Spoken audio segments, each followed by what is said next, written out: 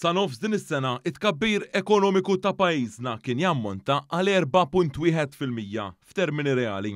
Dan ħareġ fi stqarrija mill-Kunsill Fiskali Konsultattiv Malti hekk kif ippreżenta l-evalwazzjoni tiegħu tar-rapport ta' nofs is-sena lill-Ministeru għall-Finanzi. Hawn intqal li dan ir-rapport ikkonferma mill-ġdid it-tbassir li kien sar għal din is-sena f'April li għadda. Il-Kunsill Konsultattiv innota li matul l-ewwel nofs ta' din is-sena it-turiżmu qabeż l-aspettattivi u s-suq tax-xogħol baqa' jopera b'mod qawwi. Dan fil-waqt l-inflazzjoni għadha għolja minħabba l-isfidi internazzjonali wara il-pandemija, il-gwerra fl-Ukrajna u issa il-gwerra fil-Vant Nofsani.